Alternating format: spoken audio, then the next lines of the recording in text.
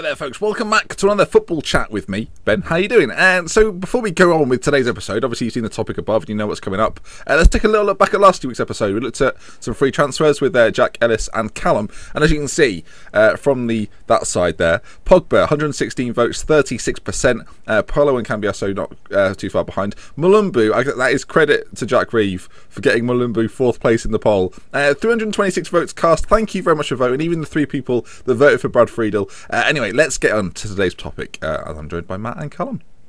Right then, folks, welcome back to another football chat with Ben, and once again, I'm not alone. Today you can't see my face. I know there's disappointment amongst you all, I'm sure, but just treat it as a positive. Lots of people do. So we'll crack on. I've got 2 guests joining me this week.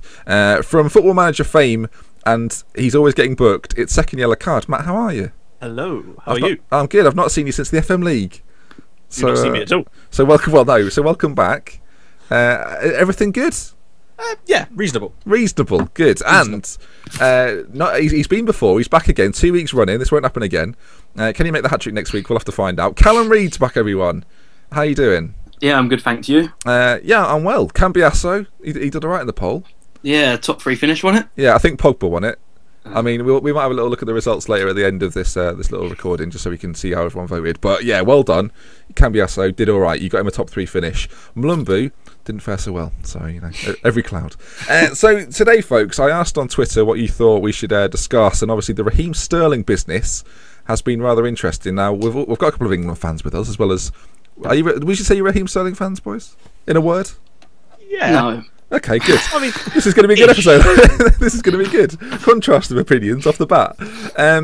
So I guess there's only really, when you talk about Raheem Sterling and how he's made his move, there's only really one place to start, and it was broken this week that 49 million is the fee. I think it's 44 and then 5 over bonuses and stuff, but for all intents and purposes, it's 49 million.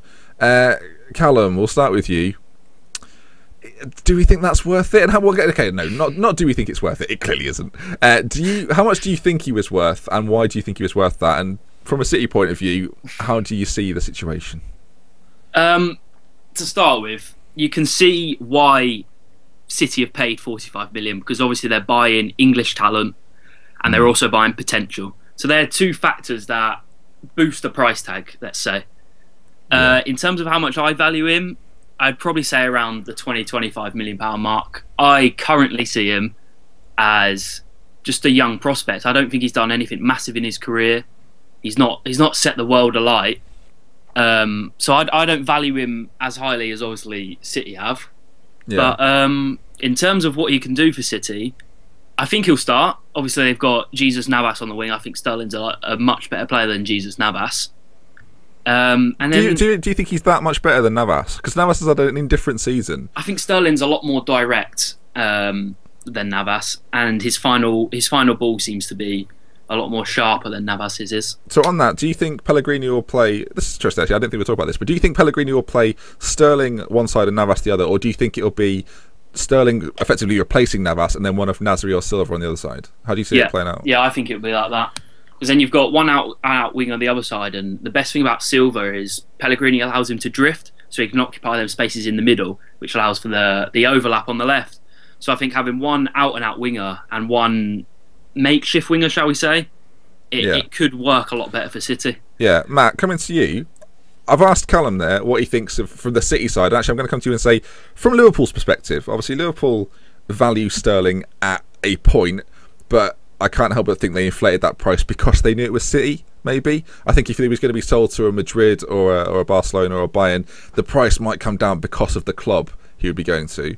So okay, I'll start off with asking you the same question as I asked Callum. How much do you think Sterling's worth, and why do you think he's worth that? I mean, I kind of think the same as Callum on that one, just because, I think based on what he's done and what he could be based on potential, you're looking at around about 22, 23, maybe upwards of 27, 8 million. But I think the 49 million, they're basically paying 20 million quid for the fact that he's English and will fill their homegrown quota. Yeah. And Liverpool know that. And, Liverpool have no trouble filling their homegrown quota because they've got a lot of great youth players that they bring in all the time. And I think that City haven't yet got that.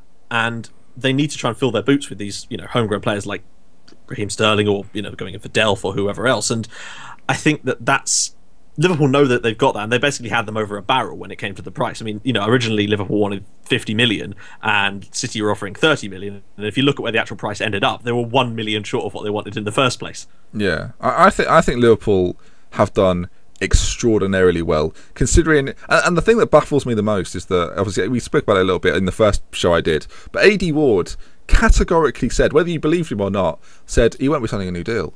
So Liverpool have said, all right, 50 million, go now. And for City to come in and actually bid 49 million, to me, like when I found out the news, I was travelling back from a family get together, and I just sat in the car for about 15 minutes, just chuckling, just sitting there laughing, just reading it on my phone, just going, 49 million? How have we done that? Because if a player wants to go, surely that at that point you'd think all the power goes into City's hands, right? But it just didn't work out that way. Thoughts, boys? Do you think? So, okay, no, not thoughts on that. What do we think? What do we actually think he'll achieve? How do we compare him to other wingers that have moved? We talk about players in the past. You look at Oxlade-Chamberlain or Walcott, who have moved at a slightly younger age, but have never been anywhere close to the same fee and have achieved effectively the same thing, right? Callum? I think it's hard to predict a young footballer's future. You've got a lot of factors, injuries, manager changes that could affect his career. But I think if we look back in 10 years' time and City have won 4 or 5 titles, a few cups, maybe a Champions League, and Sterling has been a key cog to that, you'd look back and say 49 million pounds. It was a great signing. Yeah. How would you stack him up compared to those that have gone before him then, Matt? Well, I mean, compared to Walcott and Oxlade-Chamberlain, also you've got to kind of look at it in perspective in the sense that Oxlade-Chamberlain and Walcott are both moving from smaller clubs to a sort of a bigger side, whereas it's sort of almost less of a jump between Liverpool and Manchester City. So I think he'll probably hit the ground running a little bit more, and I think overall he's probably a better player than them as well, which should give him a leg up over this time. And like Callum says, he will win titles and trophies at City, and as much as it is a good signing for Liverpool getting rid of him, it's also probably going to be a very good signing for City, unless something horrible goes wrong. Yeah, injuries and whatnot. I guess as a Liverpool fan, I'll speak on it as a Liverpool fan, because it feels a little bit like we've sold Raheem Sterling for that much money and got Milner on a free. Like we talk about this quota that City had, they kind of already had it. They had Milner, they could have kept him for the price they've paid to get him there. Maybe they thought they needed a pacey winger, and Sterling fitted that bill perfectly. He was English, he was young, he was ambitious, and that's what they wanted. I wonder, as City fans, well, I've got some quotes. I asked the question to a couple of City fans to see what they thought, and I'll go over a few of those in a moment. But I want to kind of go on to this because we're brushing on it a little bit, and the fact that if they're English, they're always going to be expensive. You look through the past, you look at players. We were creating a list before we started recording. You look at Barry, Milner, Shaw, Young, Rooney, Ferdinand, Downing, Carroll, Henderson, Wickham, Walcott, Shearer, Chambers, Lampard, Bent. Like it goes. There's a theme here, is what I'm getting at, and it seems to be the case. Transfer window after transfer window, and we were saying as well that you'd think players would wise up to the fact that sometimes you move for big money as an English player and you don't always play that much. Jack Rodwell being a key example. Matt, why is this? Is it purely quota based? Why does it happen this way? It seems like an anomaly amongst world football at least, because you don't see this happen in Spain, you don't see it happen so much in Germany, but in England there is a premium on English players, and I want you, second yellow card, to tell me why. I don't think it's quota based. It can't be, because the quota hasn't always been there, and this has been happening for a lot longer than the quota has existed. And as such, I think originally when the Premier League started, it was predominantly English players. Then over the sort of first decade of the league, it slowly started to when we approached the year 2000, and that foreign players started to influx into the league. And I think at first that was considered to be a good thing, and obviously I personally still consider it to be a good thing, but over time I think fans started to grow to resent the fact that young English they sort of use the approach of if this foreign player's over here, then he's taken the place of the English player, because not that that's personally how I think it works, but I think that's kind of the reason that clubs are sometimes in a way wanting to buy up these English players, basically to try and prove actually we are bringing through this talent. Because if you look at some of these sort of so-called players that have come through the academies of some of these big sides, when you actually look, they didn't come through the academies at the big sides. They were brought up when they were sort of 16, 17 years old into those academies from slightly smaller teams like QPR. Yeah, Callum, with with this sort of approach of English clubs, I've been thinking about it while Matt was talking there, actually. Do you think it's partly a marketing decision? Because it's not something that's spoken about a lot, but is it easier to market a player like Raheem Sterling compared to a David Silva? As good as David Silva is, do Manchester City look at that and think, do you know what, we're a club that needs to grow not only worldwide but within England? And having a young player like Raheem Sterling, because you guarantee you're not having 9 and 10-year-olds going, I can't believe how much money he's on, I can't believe it, I'm livid. They're thinking, oh, he's skillful, he's quick, and he scores goals, and I like that. Do you know what I mean? So do you think City see that as a marketing move as well as a player, and that's why the fee's so large? Yeah, I do. I think it's easy. City will sell a lot of football shirts, and I think especially giving Sterling the number 7, like you said, kids. 7 is such an iconic number to little kids. Yeah. That they'll be like, oh, Sterling's wearing number 7. I want Sterling on the back of my shirt. Kids will want to grow up being a winger, being tricky.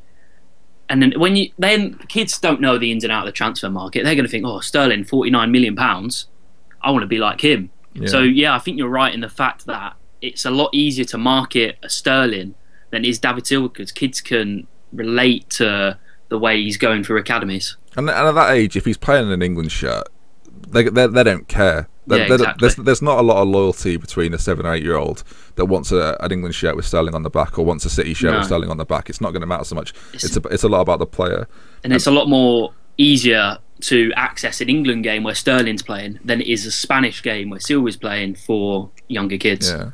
So I want to talk about the young English talents moving. We talk about players that move sort of in more of a twilight of the career, like the Lampards and the Lescotts and the Jards, who move on a little bit later. But the young players, Luke Shaw is a really good example of this, that has moved for a big fee to United, Matt, and he's had an indifferent first season. Of course, they're doing similar to City here. They're buying his potential as well as the fee for the player at hand. Is it damaging to the players? Does it put a lot of pressure on these players? Because we see in the past players have moved for big money, it's not worked out, and they end up. And I'm not just having to go at Sunderland or Jack Rodwell, but he's now at Sunderland after getting his big money move to City. How damaging is it to players? Is it damaging to players? I think it depends, obviously, player to player. People's mindsets are going to be different, and you don't really know how the mental states of these players cope with the kind of moves that they're getting. They're suddenly being thrust from, obviously they're always going to be in the limelight. Even, Sterling moving from a club like Liverpool, he's obviously already in the limelight, and he's not really going to be any more in the limelight, perhaps. But some of these like slightly smaller players that move to large clubs, you got to wonder how much pressure's now being put. They've gone from sort of, perhaps they've moved from a championship side to a sort of top 6 Premier League side. That is a huge step up, and the pressure that's being put on them, and playing in front of much larger crowds, a lot more people sort of baying for their blood if they were to do something wrong. And I'm not really sure, the younger you are, how well you'd be able to handle that, and whether there's a support network there put in place by these clubs to actually be able to cope with the players when they go through some of these things. Because there's obviously a huge history of depression in football, and I think that's sort of not really spoken about that much. But if you're under that amount of pressure, it's understandable that sort of thing could develop if things aren't going that well. Say you get injured, like in the case of Luke Shaw. You don't know what his mental state was like during that spell. Did he feel like he was failing already and not failing to justify that huge price tag? Yeah, it's the pressure to perform that makes you suddenly not play like you would naturally play, and from that you would get an injury, as you point out. It's so I guess the question is it fair on these young players being put under the pressure? Is the fee dictating performance? Because with Sterling now, if he doesn't have a good first season, it won't just be City fans that are disappointed. Liverpool fans will be loving it, but it'll be fans of other clubs then saying, like, looking at City and going, what have you just done? And 40, we talk about 49 million in football these days. Like, of course, it's a big fee, and it's a big fee for an English player. But it's not just a big fee for an English player. It's a big fee worldwide. There aren't many players in the world that have moved for more than Sterling's just moved for. It's the 7th most expensive transfer of all time. That is crazy. And he's a million off Torres. And you think about the player Torres was. Obviously, the season just before he moved to Chelsea, he wasn't having the greatest year. But previous to that, he wasn't just proven at Premier League level. He was smashing him for Spain. Like, he was winning international competitions with Spain. I just find it a baffling amount of money. And from a neutral standpoint, I completely see why City have gone for him. And as a City fan, I probably wouldn't care too much about the money because I want him to play well. But it just seems to me like they've panicked a bit because they're not performing in the Champions League, so they've thought, we'll get the hottest young English prospect. And whether you like Sterling or not, I think we would all agree that he is the current hottest young English prospect. He's one of the most Absolutely. exciting English players for sure. Yeah, The one that's actually proving himself at the moment. There's lots of players that you would potentially consider to be prospects, but Sterling's the one that's actually sort of. He has, as much as they may say he's not proven himself, he has to a certain extent. But you say about City bringing him in because they want to succeed in the Champions League. You obviously would have watched Liverpool in the Champions League quite a lot last year. I mean, was Sterling particularly impactful? Our squad wasn't good enough. If I'm going to sit here and be brutal, without Suarez, we just look like nothing in the Champions League. And he'll have players like Aguero and Silva to play off, and Yaya Touré, and he'll look a better player for that. Mm-hmm. And I'll tell you what, if he's got a moment where he has to prove that he's that player, that £49 million worth of player, because that there is no doubt in my mind, every single left back, right back in Europe now will be looking at Sterling and going, seventh most expensive transfer in the world. Yeah, we'll see.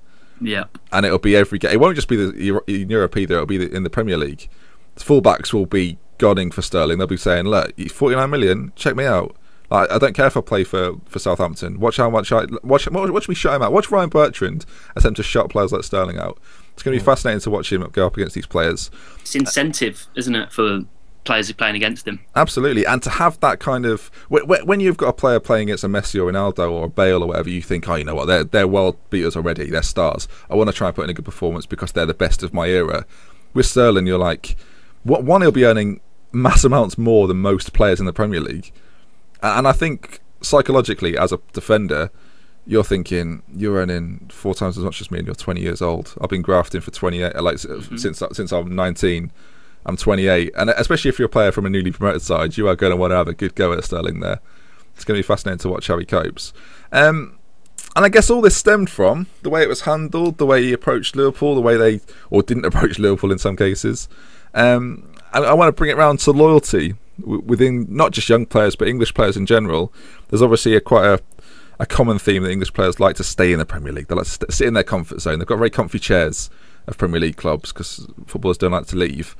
But we saw a really good example of it. We talk about City as well, but Delph stayed, and I just want to come to you, Matt. Thoughts on Delph staying at Aston Villa, because the way it sort of all unfolded was it happened very quickly, and then it didn't happen very quickly. If that makes sense. And that kind of makes me wonder. I mean, how much of the speculation regarding Delph's move to Manchester City was just media hyperbole?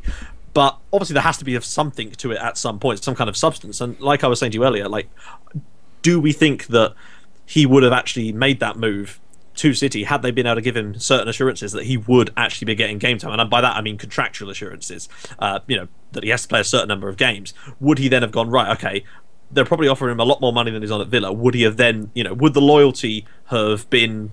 Would he have been able to be as loyal as he was if they were able to offer him certain things? Yeah. What's the price of his loyalty? Well, I think one of the... Sorry, do you want to... No, go on. I think one of the key factors in Delph staying is it's Euro 2016 next year. He's very much playing for Villa. He's in Roy Hodgson's plans. If he goes to City and doesn't play, he could be out of Euro 2016. Yeah, and he would look back like many young English players have on that and think, do you know what, if I was playing every week, I'd probably be in this squad. Yeah. And there's no doubt. You look at who they've got. They've got Fernando, they've got Fernandinho, they've got Yaya Touré, they've got Silva can play in the middle. They've got a few other players that can play there. I've no doubt that if Delph went, he would feature probably more than people realise. Because I think he'd play if he went. Because losing a player like Milner, there's a gap there, and they obviously thought Delph would be that perfect replacement to fill that gap that Milner kind of did. That engine in the middle, can play on one side if he has to, gets up and down. And again, we come back to the point that he's English. But it's interesting, obviously, the fee was agreed. He was planned to have a medical. He didn't go to the medical. And he signed a new contract around January, wasn't it? It was around the beginning of the year, sort of Christmas time, because his contract was up, basically, this summer. So, and rarely do you see a player sign a contract and then 6 months later go, we talk about it a lot, but rarely does it actually happen, and go, do you know what, yeah, I will move. 8 million seemed cheap as well. I don't know. I think 8 million was the release clause in his contract, but I think he showed a lot more loyalty than people realised at Villa. He signed the new contract, in my eyes, because he wanted to move, and he thought, I don't want to go on a free, I want to give Villa some money for myself. Yeah. So it's a lot better the club letting him go for 8 million than it is letting him go on a free. Yeah, I do think the fee of 8 million was just a strange fee to just pluck out of, because it seemed to come out of nowhere. I don't know why he's valued. It seems. Do you know what it is? It's almost too sensible That because he's English, Matt. I can't believe he's just like Villa have gone 8 million. And he's gone, yeah, probably 8 million. City have gone, yeah, it seems fair. It all seems quite reasonable. I don't know. It's strange. It stands out like a sore thumb in this sort of world of 30-40 million pound transfers, particularly when it comes to English players, like you say. It's very surprising that he'd have that. But I suppose that maybe is because it is a release clause and not a standard transfer fee. Sometimes release clauses. I mean, then again, you get some ridiculous, exorbitant release clauses. Like look at Brian Ruiz's release clause at the Sporting Lisbon now. Yeah. Well. Oh yeah, because he's moved, hasn't he? And his release clause is like 70 million or something. 70 million euros. Yeah, which is good. I'd love for someone to just pay it. City go. Well, Angie Makakala, they could be in for that. City going. We don't have to negotiate. You mean we can just have him? Okay, yeah, sure, we're in. I just want to ask the comments section of the video.